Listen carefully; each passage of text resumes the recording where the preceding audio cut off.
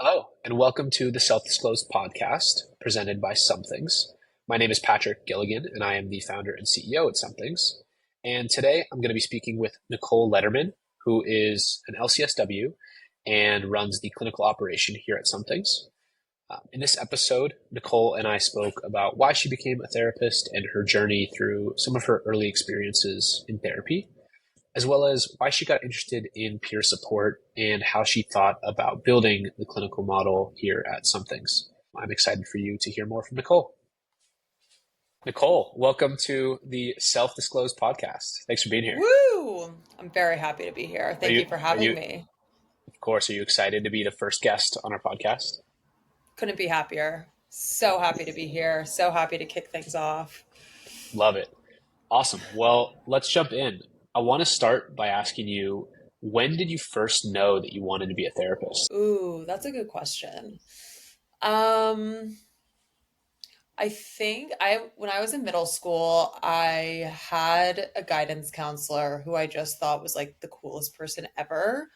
I am notoriously someone who teachers have said like if Nicole would put the energy that she puts into socializing into her studies, she would be a genius. And I just love the fact that she was like always chatting with everyone and like was helping people. Um, so from there, I always had an interest. And then college, I was more focused on other things besides studies. So that took a back seat. And then through some like life experiences that happened, I realized that I just wanted to put all my energy into helping people. And that's when I went to grad school. Are you comfortable sharing any of those life experiences that inspired you? Totally. Yeah, for sure. Well, the first thing that happened, I was in a pretty tumultuous relationship over a 6 year period. I was like thinking about moving to Colorado, and he had some issues with substances, and his best friend died by suicide during our relationship. And that was just really tough as a partner and as like a young person coming of age in the world. So once him and I parted ways, I kind of like looked at my life and thought about like what actually really brought me joy was being able to be a support system to him, even though it was super challenging. And that kind of kickstarted it. And then while I was in grad school, my brothers really struggled with depression and had a lot of like suicidal ideation, almost what I guess we could classify as a suicide attempt. And so that kind of just like solidified the work that I wanted to do, particularly with an adolescent population. And here we are. What do you remember about being a a person in the life of both the relationship partner and your brother prior to you being a therapist? Like, what do you remember that experience to be like? I remember it being very overwhelming and feeling a little helpless. And as I mentioned, like I'm someone who I think of like all of my friends. I am the friend that like people come to when they need advice. I like as you know very well, I can talk anyone's ear off and I'm a pretty open book. Um but I hadn't really ever had an experience of not knowing what to say or what to do. And so the prospect of like going to school to learn kind of like how to support people when they're in like the darkest moments of their life, when there really isn't that much to say, was really exciting for me in a weird way because again, like I just wanted to know like how I could help people to the best of my ability. That's great. And I think like everyone who ends up in this field has some story about Mhm. how the first time they experienced something that sort of opened their eyes up. And I can imagine that going through both a family experience and a external family or external relationship experience really opened your eyes up. Tell me about the early part of your career as a therapist. Like, tell me about school. Tell me about the first internship you had. My gosh. My first day of school, my one of my professors told me like you're actually not going to learn anything applicable to you being a therapist in school, and like this is just kind of like a formality, and everything you need to know about being a therapist you're going to learn once you actually start doing therapy, which is a little disheartening considering I was investing 2 years of my time and a lot of money to become a therapist. Um, but that is so true and couldn't be more true. And I think if I had any advice for like young therapists, like just starting the process, it would be that. Um, which is makes me think of like the first time that I was like the therapist in the room and how I felt like I had absolutely no idea what I was doing.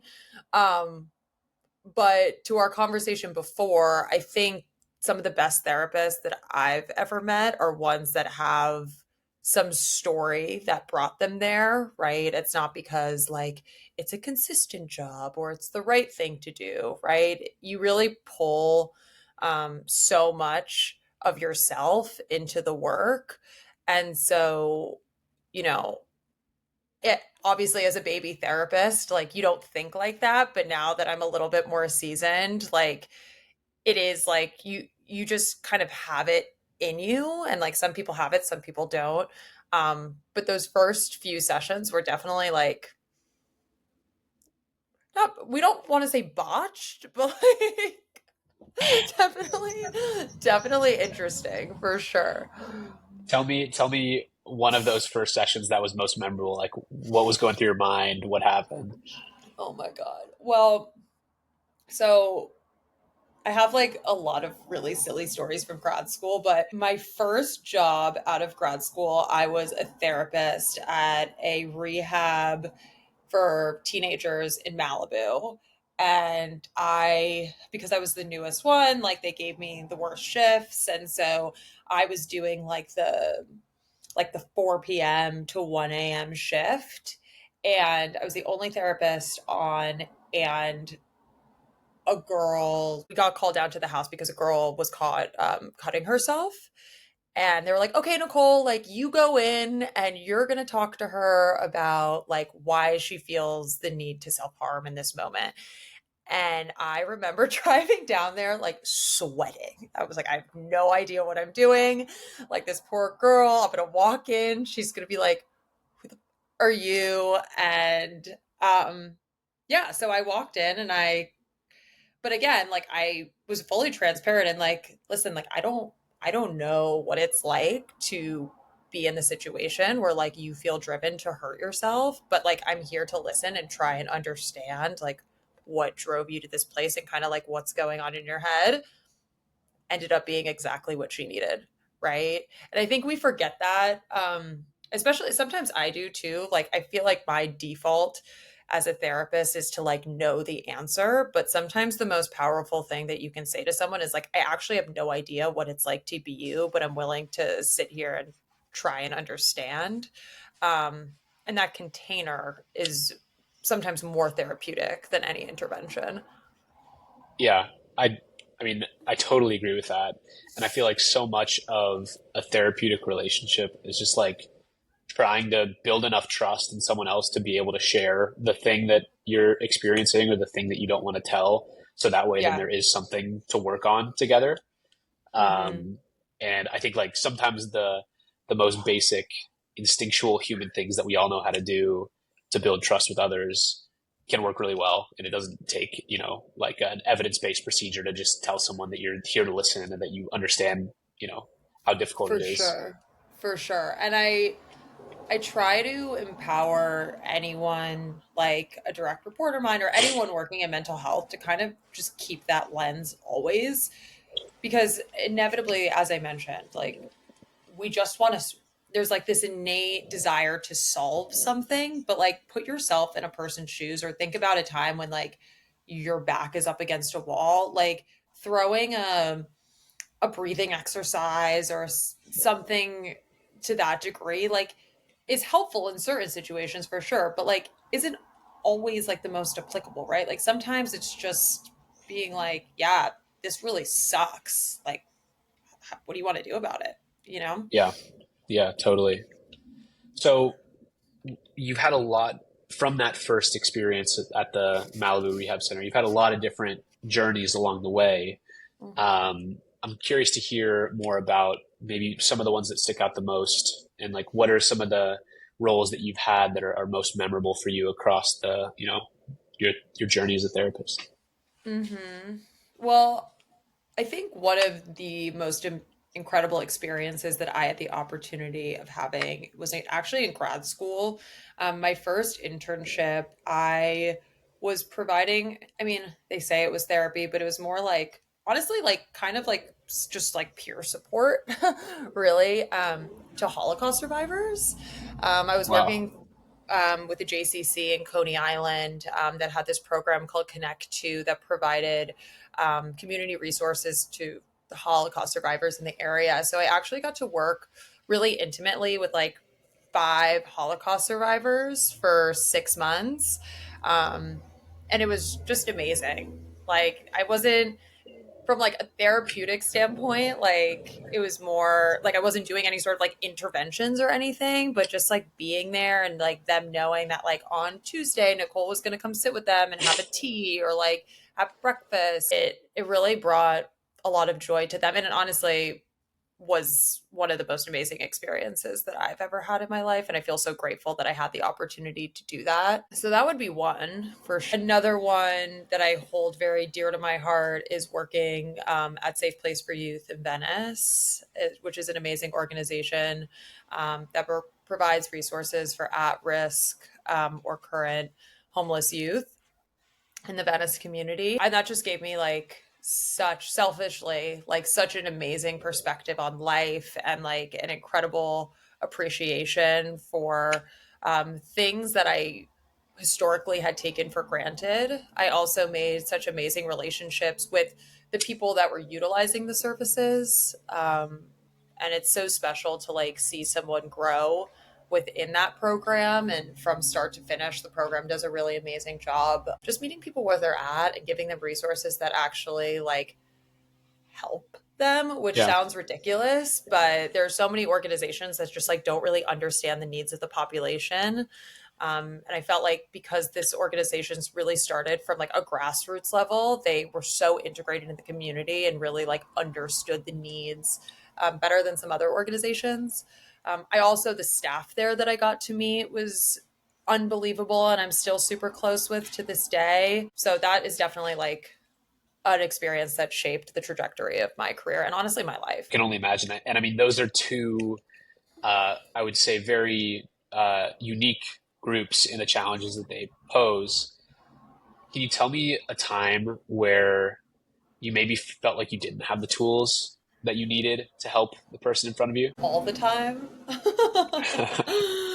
I mean, again, like it's so, I feel one of the reasons why I have like made it my life's work to like improve accessibility to behavioral health services for marginalized populations and at-risk populations is because I feel like so incredibly grateful for like the opportunities I've been given, the family that I have, the support system I have, the education I have. And so it feels only right for me to dedicate myself to giving back in some way. And with that, though, like I don't know what it is like to, um, be like persecuted from my home. Like I don't know what it's like to have my entire family like put in a gas chamber. I don't know what it is like to live on the streets or, have a substance use issue. And so there are a lot of the times I didn't know the answers, right? But I think that's part of the journey that you go through with people too, because they're coming to you because they don't necessarily know the answers as well. And there's something Yeah. really healing and being able to like have some sort of like shared experience with someone, even though you come from like such different places or orientation, lived experience, etc. But yeah, I mean, like there are so many times where, like someone for a while, I was leading the care management team at Safe Place for Youth, and like I had just moved from New York, and California is like its own beast, and like all the social services are completely different than New York. And I remember someone came in for like a driver's license or something. And I was like, oh, like I could figure out how to get a driver's license. It is so complicated for someone to get a driver's license because you need a birth certificate. But what if you don't have the birth certificate? Well, you need the driver's license to get the birth certificate. And it's like, it was blowing my mind and such a humbling experience because I was like, I literally got a master's in social work and I can't even figure out how to do this. Like, how is someone like has everything stacked against them, like doesn't have any resources, able to figure this out? Right. So that that is, I mean, I think of anything, this work is incredibly humbling. Yeah. And like coming to terms with the fact that like you're not going to know the answers like 90% of the time. And that's okay. You just got to Yeah. figure it Which I think is out. why your intuition around your first session is sort of like the default, right? Because you're going to Hmm. encounter so many situations where you just actually don't know.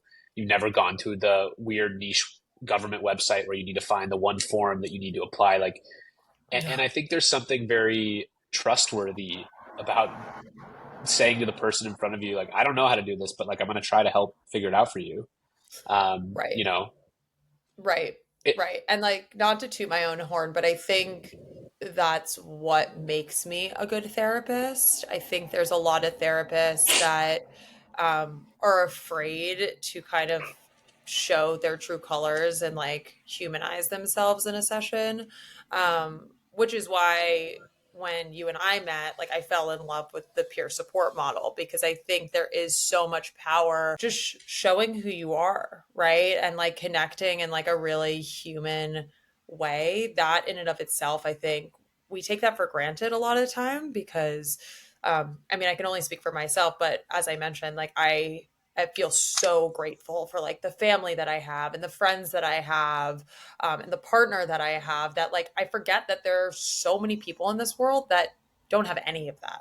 Right. yeah. And just like feeling seen and feeling heard in and of itself sometimes is enough. When was the first time that you learned about peer support? The first time I learned about peer support was actually when I was working at Safe Place for Youth, more in like a SUD capacity. But I thought, I mean, it just made so much sense to me, right? Like having some of the best like addiction counselors I've met are people that similarly have had issues with substance use. And so like that it kind of like once I knew that like peer support was actually a thing, I was like, oh duh. Like of course, like sharing mutually lived experiences is therapeutic. Like that's not rocket science, but it is still always surprising to me that it isn't a more adopted model of care because it makes so much sense. Like even with friends, like you are friends with people because you have like mutually shared experiences. Like why wouldn't that apply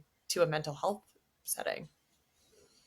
Yeah, I mean, I agree, and I think it's it's almost like too logical of like, oh yeah, let's just connect people. But I also think like there's such a history across every field in medicine that Yeah. every provider group, every diagnostic type, everything is sort of like connected to this long history of the stigmas and of what's been paid for and of where there were advances across fields. And I have to remind myself sometimes that peer support has only been around as like a real product in healthcare since 2008, which like in the span Wow. of products across and services across healthcare is really, really new, right? When you think about, I mean, I shouldn't be speaking on this because I don't know, but I imagine that cardiology as a field has been around for, Right. so much longer than peer support. Totally. And so I think that sort of can explain some of the differences. But I think it's sort of like hit on for you what your experience had been, both helping people in your life. What tell me more about like why peer support resonated with you, and like maybe what drew you to some things as like wanting to devote your time towards this model. Yeah.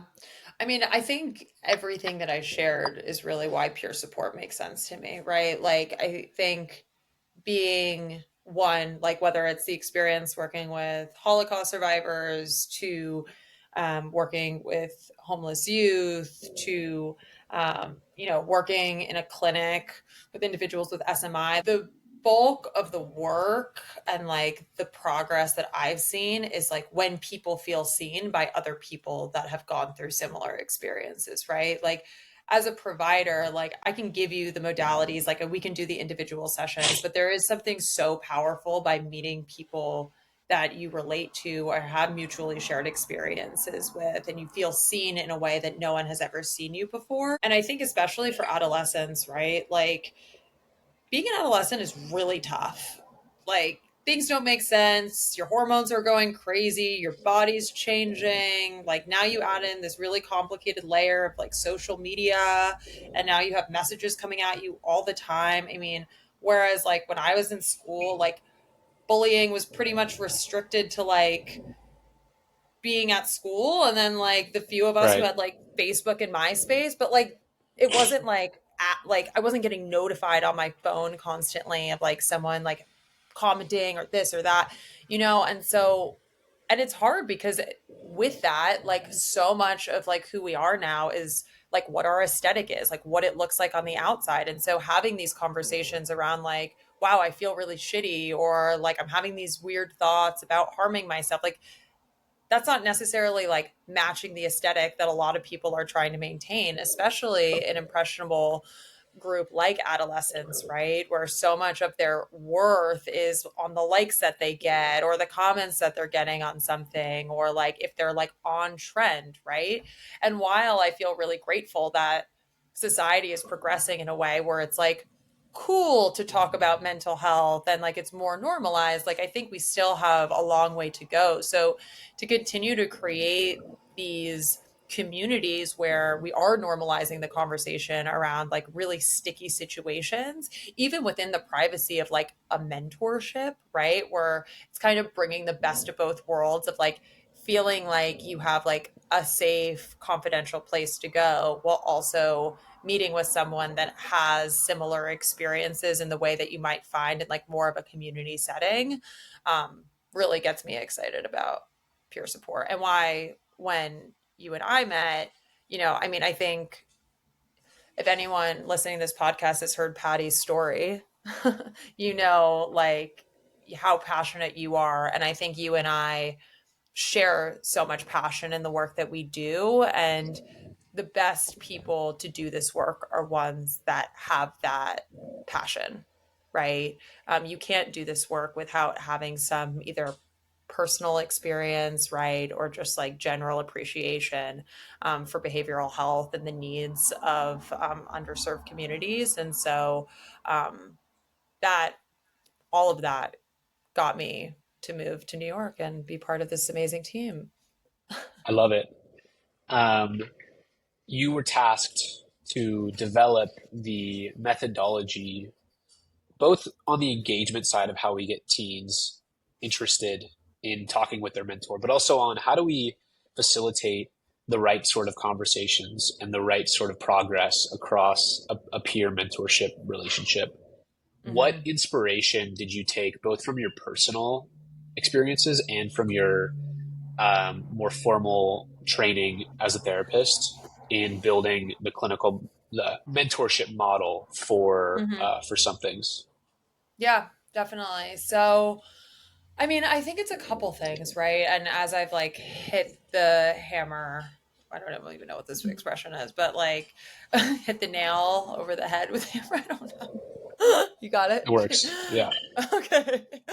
Um, it's really about just showing up as yourself, right? And I think whether it's in our supervision, in our trainings, we really enforce this. Like, we want our mentors to show up as themselves because so many people want to be mentors, which is a good problem to have. We're able to be like pretty choosy about the kinds of people that we're bringing in, and we're really thoughtful about certain lived experiences, cultural backgrounds, demographics that can really be representative for the clients that come into some things. I think another thing that our whole program is oriented in is just being curious, right? Like asking the right questions, a lot of open-ended questions, a lot of active listening skills is super, super important, especially in these like foundational first 2 weeks of building rapport. Increasing engagement really around like utilizing all the resources that we have available, right? So whether that's like daily engagement from our mentors, leveraging video calls, audio messages, pictures, like we want their true selves to come through and make this as like interactive of an experience as possible. So teens not only feel like they're engaging with a mental health resource, but they feel like they're engaging with a person. And so, like, really bringing the person through is super important for me, because that's ultimately what's going to drive the entire relationship. I love that. What do you want kids to leave some things with? Like kids who join the program and go through it, what do you want them to leave with? That's a good question. I want them to feel, well, one, not alone, right? I want them to feel seen. I want them to feel like empowered to, handle this like really tricky moment in their life. I want them to feel supported, and I want them to have like a renewed sense of confidence that like even though things feel sticky sometimes, like that's okay, right? And that's part of being a human and being a teenager in this world, but knowing that they can handle the things that come up in their life, and there are really amazing people that are willing to support them along the way. I love that. If you were trying to convince someone that peer support is a really effective way to support adolescents, and maybe they hadn't heard of peer support before, what would you tell them about peer support? Besides all the amazing things that I've already said.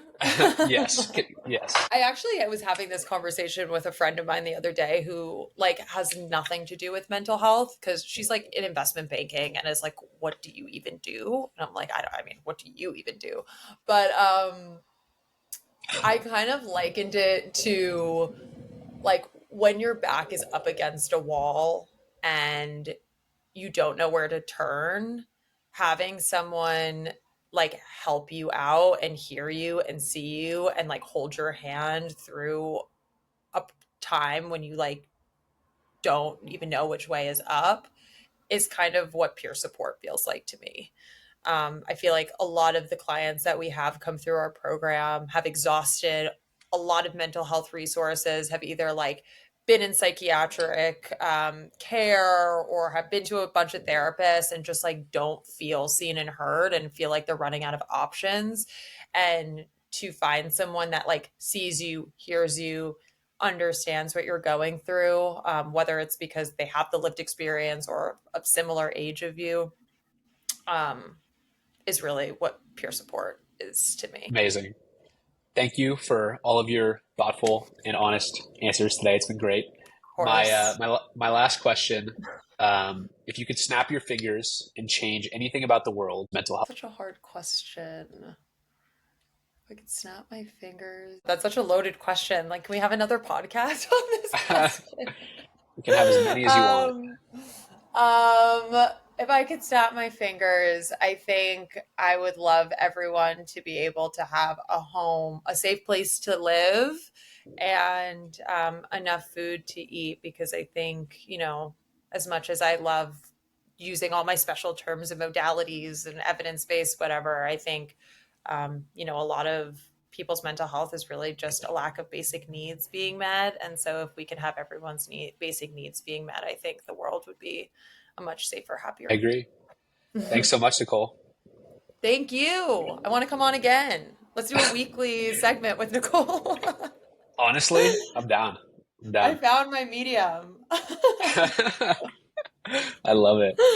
All right. All right. Bye, everyone.